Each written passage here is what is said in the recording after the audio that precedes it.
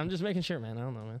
All right. Welcome back to the Marathon Mortgage Happy Hour. I'm Mike Witzak. I am Rory Farrell. And who's this in the middle? I am Ed Rogers. And Ed, you're the broker owner of Honest Real Estate, correct? Yes, sir. Correct. Yeah. Awesome. So first off, thanks for coming on. Thanks for having me. Yeah, absolutely. I think we told you a little bit about kind of what we do. We'll jump into the last day of the non-alcoholic beers, and then we will, go from there. So Rory, you're the beer guy. I'm the beer guy. So what I've found is, the past couple weeks and the past years doing this, that the best non-alcoholic beers come from breweries that do good alcoholic beers. Sierra Nevada is no change to that. So they are from Northern California. They're from Chico. They've been around for like 30 plus years. They're one of the original craft brewers. This one's going to be a NA Golden. So it's a non-alcoholic. It's called Trail Pass Golden. So nice, light, easy, crisp. If this were an alcoholic beer, it'd probably be in like the 4.5% range. Yep. There you go. And their Sierra Nevada Pale Ale is like kind of the quintessential pale ale.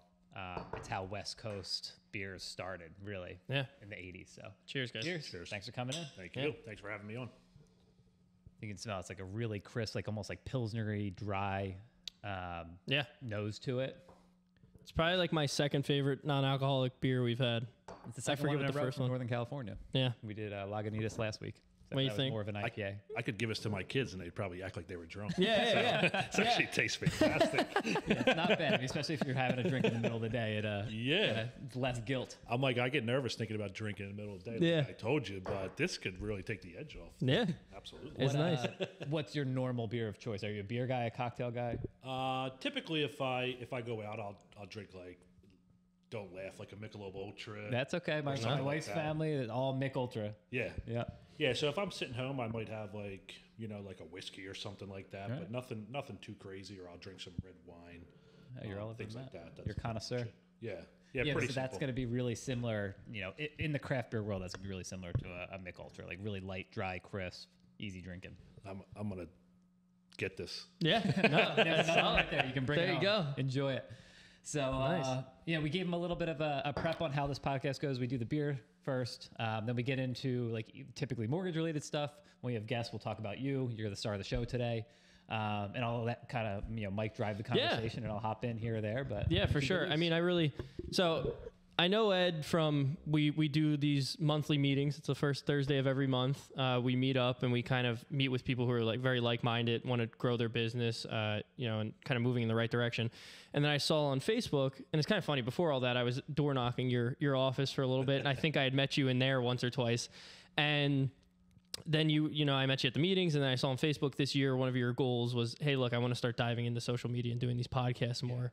So I was like, why don't you come on our podcast, man? And it's good to have you on. I appreciate you coming down here. So I definitely appreciate the opportunity. And like I said before, if I ever pushed you away as a mortgage lender, I apologize. We are used to that. My door is knocked on every single day. Yeah. So Yeah. it's difficult. You have people knocking on your door. It's hard to create relationships with every single person. So I think meeting at the mastermind and then doing something like this definitely helps us all kind of work together. And become for sure. And it's kind of funny. I wasn't saying that in a bad way at all, because you genuinely, and I mean this isn't just because you're here, you were one of the only people that like stood up and shook my hand. And you were like, yeah, why don't you, swing by whenever, man. You're very, very nice. So maybe another LO you were like, off to, but me, you were great. So I had no problems at all with that. I mean, for like my position, not to cut you off, but from my position, I say, hey, your lenders are allowed to walk into our office. I welcome that because I want everyone to do good. Just because I don't give you business doesn't mean another agent within our company will. Yeah. We don't say to the agents, hey, you have to use this lender or you have to use that one. It's free range on whoever they can build a relationship with. Yeah, for sure. So that's awesome. Yeah. Your goal this year with the social media was a lot of my goal, and you've always been really good at social media. He's a young buck. But my goal last year was, hey, things are slow. How do I build my social media presence? And one of the things was this podcast, and part of it was we want people like you and our clients to know, like, hey, we're real people. If you have 10 LOs coming in your office every single week and they're just handing you the rate sheets and doing the same thing that every LO does, how do we differentiate ourselves and make you realize we're a real person? I think lenders, agents, brokers, everybody should provide value to each other, and that's how you create the relationship. So if you can provide value somewhere, then that's where business grows. Yeah, absolutely. And this is providing value because for years I've told people, no, I don't want to do podcasts. My You broke office 'em. is like, get in front of the camera, do these podcasts with everybody. So that's kind of why. That's awesome. Yeah, no, and it's like we always say too, when you do a podcast, you know, I'll cut these clips up, I'll send them to you. It's like now I'm in front of your people and you're in front of my people, and it's like I have 1,400 followers on Instagram, I have 1,000 something subscribers on YouTube. Rory has he's growing his following. I mean, it's not amazing, but Rory has a couple hundred followers from North Pennsylvania, people who may have never seen you before, and it's like, all right, great, now they got your face in front of them. Yeah. But so one of the things I wanted to touch on though, and I always ask almost all the realtors that come in here. Did you start off in real estate? Like, how'd you get started in real estate? Was it something you turned 18, you're like, I want to do this? Or were you in another business before this and you got into real estate? My real estate journey is based on my parents. Both of my parents were realtors back Oh, cool. years ago. I always tell the story where I remember when I was 8 years old, my dad was working a deal with the house phone, and he's walking from the kitchen through the dining room into the living room with the house phone with the 50-foot cord dragging behind it. Mike's So- never seen a house phone in real life. Did you know that? I have. So like that's kind of where my journey was, and I always tell people like the objections they had when I was 8 years old 30 years ago are the same problems we have today. You know, helping clients get through obstacles and problems and overcoming and achieving the goals. So that's kind of where it started for me. That's cool. Awesome. And my dad was in my industry, our industry, and just retired not even a year ago, almost a year ago. But that's how I got in. So it's like kind of the lineage of, and then not only seeing them do what you do and do it well and do it the right way, you learn a lot about that. You just see that it can be a successful venture.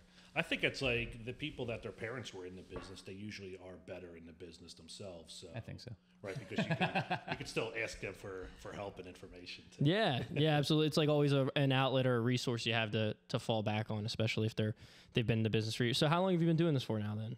I got my license in 2007, so about Wow. 17 years. Yeah. Wow, yeah. that's awesome. I was like 21, 22. I was say years you're a old. young guy to be in the business for that long. Yeah. Yeah. So very. Oh, so you guys are probably the same age then. Just realized that. I'll be 40 in June. Yeah. Yeah. Yeah. I'm 38. I'm not going to say when I'll be 30. I'm 38, so It's all the same after a I'll while. be 39 in go. August. All right, cool. Now, one thing I wanted to bring up specifically for you though was I know that, and I've I always keep up on Facebook and I like read a lot of your posts too because you come up on my feed all the time. One of the things that I read recently though that I found interesting, and I think it has a lot of I guess difficulties that people don't realize is you said back in 2019, 2020, like you were a real estate agent. And that was your grind. Like you're helping people, showing clients. And now you're a broker, you're an owner, and you've shifted your viewpoint from, hey, I'm going to grow my own business to, hey, I'm going to grow this entire business with all these agents. Like, has that been harder? Is it more difficult? Is it like a totally different line of work for you? Kind of how's that all been going? It's so like when we opened Honest Real Estate, it was November of 2018. So Yeah. when I made that transition into broker, independent owned company, I was still in the mindset of being a successful real estate agent. But as time went on and as our company grew, I realized that I can't be on the streets doing my own deals and then also helping the agents that come on with us. Yeah. So it's been a slow transition. We set goals every year for our company. So like we do that in December, and in December I told all of our agents that my goal is to do no transactions in 2024. From a personal side, it's to give back to all the agents that are within the company. And it's very difficult because for us as a real estate agent, the bread and butter is when you close the transaction. Yeah. And from a broker owner standpoint, you make a percentage on what other people close. So we're focusing on making agents with us better. And then if we make them better, they do more transactions and kind of just offsets the money. Yeah, is the there's goal. got to be a transition period there, but the goal is that's ultimately you want to be the owner, you want everyone else to be successful, which in turn makes you successful. And you're probably talking about the post. I think I posted it yesterday or the day before. Like in 2019, as an agent and as a broker, I closed about 80 to 90 transactions as a solo person. Yeah. So from 2019 to 2024 to go from 80 to 0 is It's a lot. it's a lot because I'm good with the follow up. I'm good with staying in touch with people, so they keep coming back. Yeah. So now when they come back, I have to say, hey, my team is going to help you. It's not going to be me physically. So. Yeah. Do you find that that's ever there's there pushback on that? Because I literally this morning I'm having this is an an issue with my father. Just retired in June. Been working with a woman for a year. Finally got something under contract. and then now she's feeling uncomfortable because like he's kind of handed the torch off to me, and we're trying to just explain to her like, hey, I mean, my dad's on every email. He's just not licensed anymore, so he's literally still like kind of in the mix, and we're getting pushback on that. I think tons of pushback, and it's difficult, right? Because you have relationships with people and they only trust one person. Yeah. So it is hard to make it happen. It's going to be a tough year for me. Yeah. But I'm going to try as best. I'm probably still going to do some transactions because you have really close family members, friends, things like that. But you know, it is difficult, and you got to try to stay true to what you believe in. I think. And everyone's goals are different. So. Yeah. Very true. Very true. Yeah, I mean, Tom talks about it all the time. He's like, when you guys are making, you know, doing more deals than me, he's like, that's my whole goal in this process is to get you guys where you're doing more business and I can step away and be like that leader for this team. But yeah, no. And how many agents are you guys up to now? Do you know, or we have about 115 with us right now. Whoa! Wow! Yeah. Holy shit! That's great. Yeah, I did not. You to say like 15. Yeah, I mean that's a huge. I thought it was like years. 60 something. That's what my guess was. But no, that's incredible. Since 2018, you've grown up to 100. That's wow. That's something to be proud of. Yeah, for sure. Yeah. So, and where are you guys located? I guess for everybody on the. So we have 2 locations right now. So we have a location in the Parkwood section of Philadelphia. We also have a location in the Bridesburg section of Philadelphia. Yep. We are licensed brokerage in Pennsylvania and New Jersey, but we don't have an actual location in New Jersey because of just the rules and the regulations. You don't need a brick and mortar there. Yeah, that used to that was an old school rule. We used to have a brick and mortar in Jersey. Yeah, brick and mortar. Yeah. But no longer. Just an office. Yeah, exactly. An empty office, maybe in someone's shore house or something. But I got a question. I don't know. No, I don't want to jump in the line of your questioning. No. But I love the name. Thank you. It stands out. It projects what I assume to be one of your core values. Why honest? Me and my wife driving in the car, and it took me months to come up with a name. So we're driving in the car, and I said to her, picking a name is actually driving me crazy. It's actually holding me back from being able to take the next step. You know, start the LLC.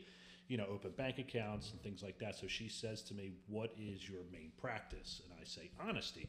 And she goes, "There you go." And I always laugh, and I'm like, "Holy shit, honest real estate?" Yeah. And I like still laugh about it because people always say the same joke, like, "How honest are you?"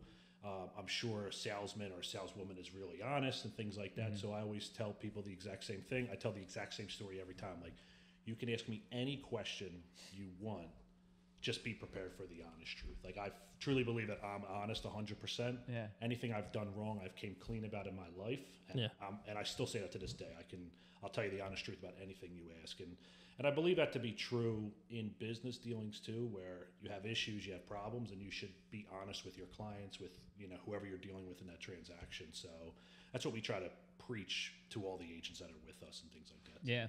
I mean, it's got to be one of the main drivers in who you hire, right? Like, because you got to enjoy working with the people and you got to share the same values. And it must be tough with that many agents to kind of make sure you're hiring the right people. Yeah. It's, and then it's hard. It's very difficult. I think. Yeah. So it definitely is. Most people say they'd like to be lied to than rather hear the honest truth. It's so crazy. Weird. I don't get it. Just tell me the truth and we can move on from it. It's crazy. And it's like, especially being in our business, being honest is like the number one thing. I mean, like I'm even dealing with a deal now that's been, it's a PHFA deal. We've been having to push it back. And it's like just having that honest transparency with the sellers of it. It's like, look, this is what's happening. Like I'll tell you word for word what's going on. I can't do it. Like this is what's going on. That's all I can tell you, and that's what's happening. So people would rather be lied to. Yeah, it's crazy. It is. Yeah.